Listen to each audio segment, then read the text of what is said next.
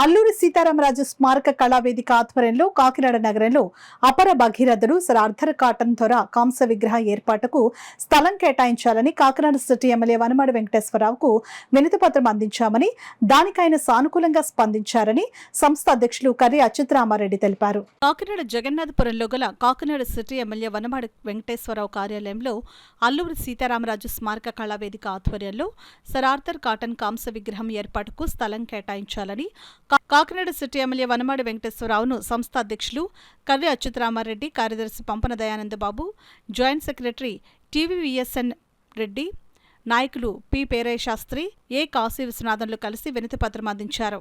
ఈ సందర్భంగా city MLA Vanamadi వెంకటేశ్వరరావును సంస్థ నాయకులు కర్రి అచ్యుతరామారెడ్డి, పంపన దయానందబాబును ఘనంగా సత్కరించి ఇటీవల సంస్థ నిర్వహించిన నాటక కళాపరిషత్ జ్ఞాపికను బహుకరించారు.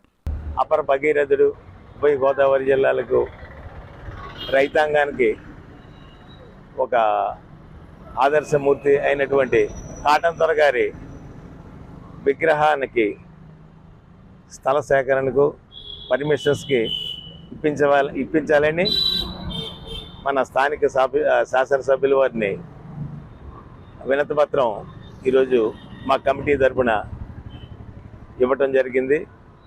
శాసనసభ్యుల వారు కూడా ఎంతో సానుకూలంగా స్పందించడం జరిగింది. అలాగే స్థల సేకరణ గురించి ఒక కమిటీని వేయటం జరిగింది. ఆ కమిటీ నిర్ధారించిన స్థలాన్ని శాసనసభ్యుల వారికి విన్నవించి దాని యొక్క పర్మిషన్స్ తీసుకోవడానికి ప్రయత్నం చేస్తామని చెప్పేసి నగర పౌరులకు, స్మార్ట్ సిటీ ఓటర్ మహాశయులకు అందరికీ కూడా తెలియజేసుకుంటూ సెలవు తీసుకున్నాం. జై హింద్.